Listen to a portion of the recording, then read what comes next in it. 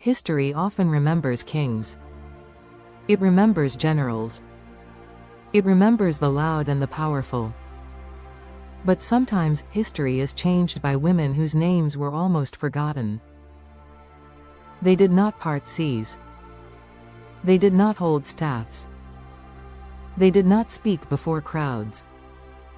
They stood in delivery rooms. They held newborns in trembling hands. And they made a decision that would alter the destiny of a nation. Their names were Shiphrah and Puah. Israel had grown too large, too strong, too numerous.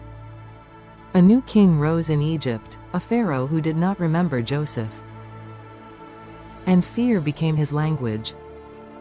"Look," he said, "the Israelites have become more powerful than we are." Fear always seeks control. And control often begins with cruelty. So Pharaoh enslaved them. He worked them harder. He hoped suffering would shrink them. But the more they were oppressed, the more they multiplied. And Pharaoh's fear turned into desperation. Pharaoh summoned 2 women. Not soldiers. Not governors. Not priests. Midwives. Women who helped life enter the world. Their names were Shiphrah and Puah. Pharaoh gave them a command so dark it chilled the air. "When you help the Hebrew women give birth, if the child is a boy, kill him. If it is a girl, let her live." No public announcement. No written law. Just quiet murder, hidden behind childbirth. Shiphrah and Puah stood at the crossroads of fear. They were Hebrew women living under Egyptian power. They had no protection. No army. No legal defense. To disobey Pharaoh meant death. But to obey Pharaoh meant killing children. And Scripture gives us one sentence that explains everything. But the midwives feared God, not Pharaoh. Not consequences. Not loss of life. They feared God. And because of that fear, they refused to comply. There were no applause. No witnesses. No praise. Only quiet defiance. Every time a Hebrew boy was born, they chose life. Every cry of a newborn became an act of resistance. They were not loud rebels. They were faithful women doing the right thing in secret. And that kind of courage is the rarest of all. Eventually, Pharaoh noticed something. The Hebrew population wasn't shrinking. It was growing.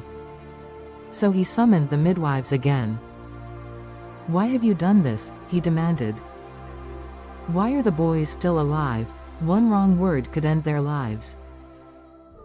And Shiphrah and Puah answered with wisdom. "Hebrew women are not like Egyptian women. They are vigorous and give birth before we arrive." It was a clever response. Not disrespectful. Not confrontational. But it protected life. The world may have ignored their courage. But God did not. Scripture says, "So God was kind to the midwives, because they feared him, he blessed them." And here is something deeply powerful. He gave them families of their own. The women who protected children were rewarded with children. God honored their obedience. Because of Shiphrah and Puah, a generation of Hebrew boys lived. A deliverer was preserved. One child named Moses survived. And Israel's story continued. Before Moses confronted Pharaoh, before the Red Sea parted, before miracles shook Egypt, 2 women quietly said no to evil. This story teaches us something uncomfortable. God does not always need power to defeat power. Sometimes he needs obedience. Sometimes he uses people history forgets to accomplish what kings cannot stop. You may feel unseen, uncelebrated, unknown. But heaven sees quiet obedience.